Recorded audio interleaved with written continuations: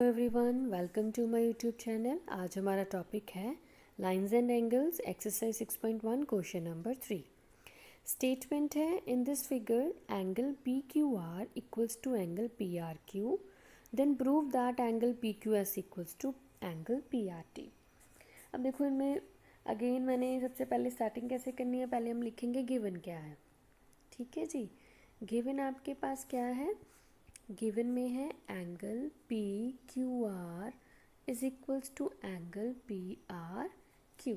ये हमें गिवन है। हमने टू प्रूफ क्या करना है, हमने टू प्रूफ में लिखना है angle P Q S is equals to angle P R T. ठीक है, अब हम अपना प्रूफ स्टार्ट करते हैं। प्रूफ में देखो, सबसे पहले तो हमने जो प्रूफ करना है और जो गिवन है उसको यूज़ करना है। ठीक है, अगर मैं अपनी डायग्राम में से सिर्फ इतना पार्ट कंसीडर करूँ, जिसको मैं हाईलाइट कर रही हूँ, ठीक है, सिर्फ इतना पार्ट, मैं इसको आपको ब्रेक करके बताती हूँ। डायग्राम को मैं ब्रेक करके बताती हूँ हम कितना पार्ट इंक्लूड कर रहे हैं।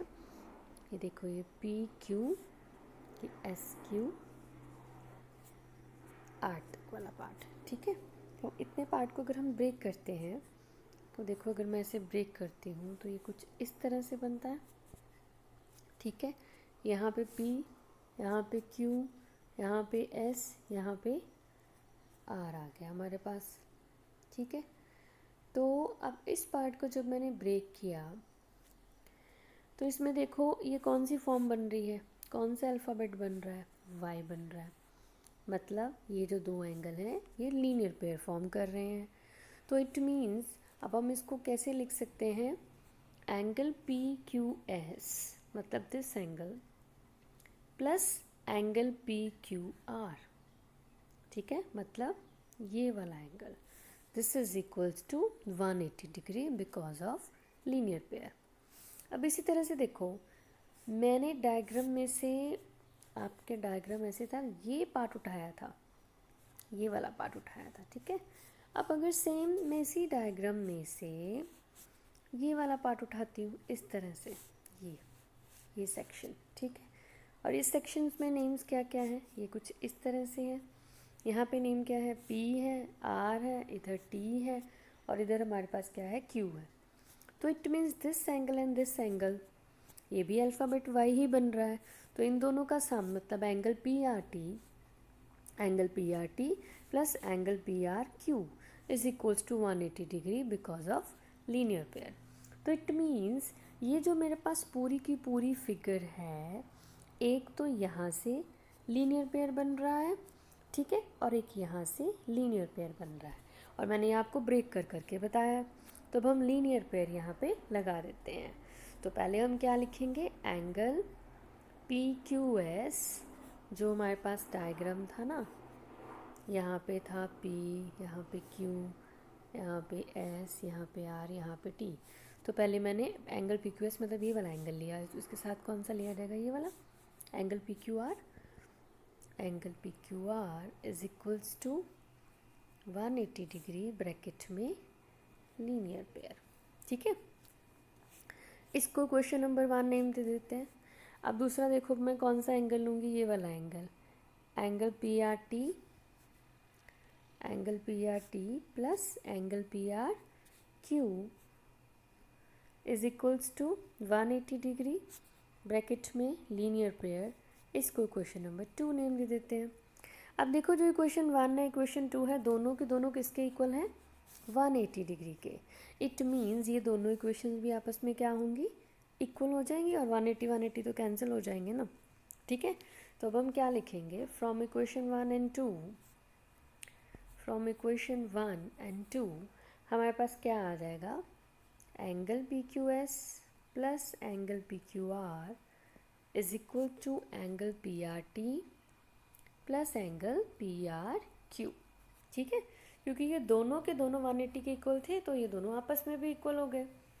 अब देखो, हमने जो प्रूफ करना है वो क्या है, एंगल पी क्यू एस मतलब ये एंगल किसके इक्वल आ जाए, इसके इक्वल आ जाए। मतलब ये मुझे नहीं चाहिए, लेकिन ये कट भी नहीं रहे, क्योंकि ये है एंगल पी क्यू आर और ये है एंगल पी आर क्यू।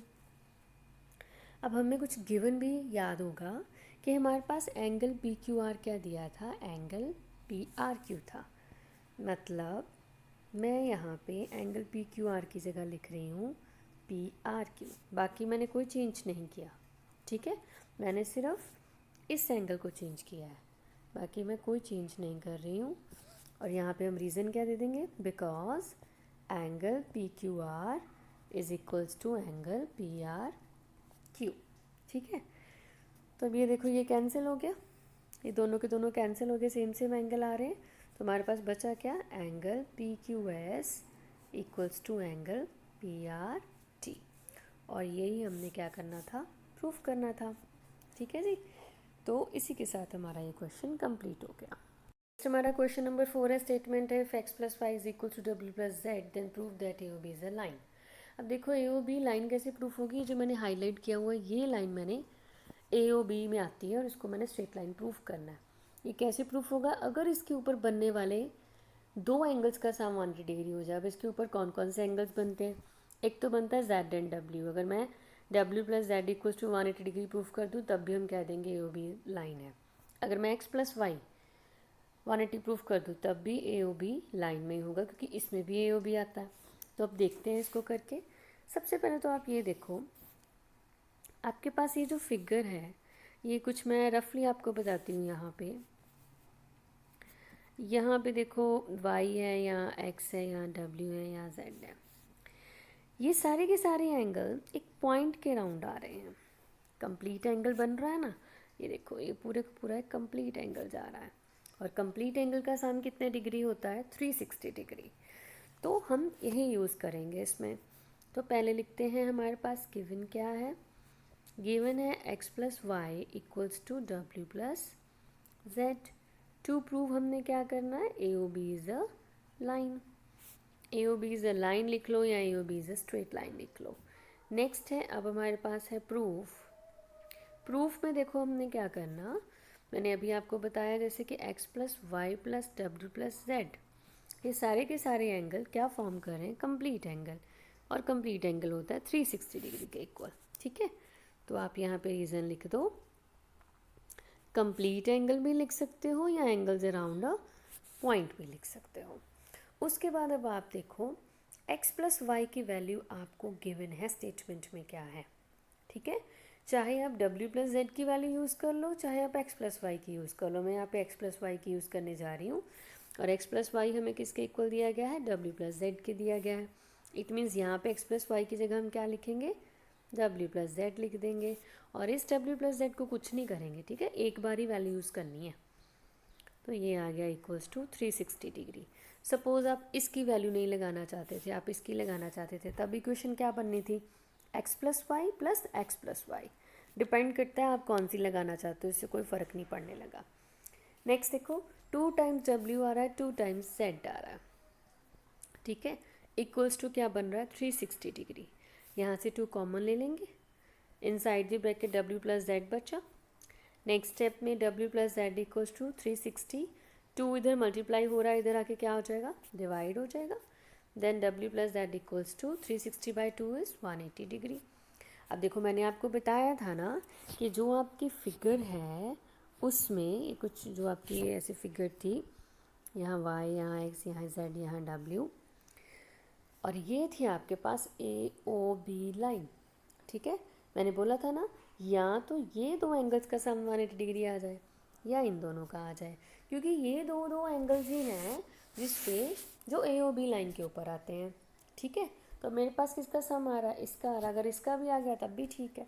तो w plus Z is 180 degree आया, तो इट मीन्स हमारे पास ए ओ बी क्या हो गया, लाइन आ गई। Therefore A O B is a, चाहे आप स्ट्रेट लाइन लिख दो चाहे आप लाइन लिख दो, क्योंकि एक लाइन के ऊपर दो एंगल्स का सम 180 डिग्री होता है तो वो लाइन ही होती है। तो इसलिए ये जो दो एंगल्स हैं इनका सम 180 डिग्री आ गया। इट मीन्स ये जिस लाइन के ऊपर बन रहे हैं वो लाइन स्ट्रेट लाइन है, या सिंपली लाइन कह सकते हो, ठीक है। तो इसी के साथ हमारा ये भी क्वेश्चन ख़त्म होता है। आपको मेरा कंटेंट अच्छा लगे तो मेरी वीडियो लाइक एंड सब्सक्राइब ज़रूर कर दीजिएगा। नेक्स्ट क्वेश्चन के लिए हम मिलेंगे नेक्स्ट वीडियो में। Thank you so much.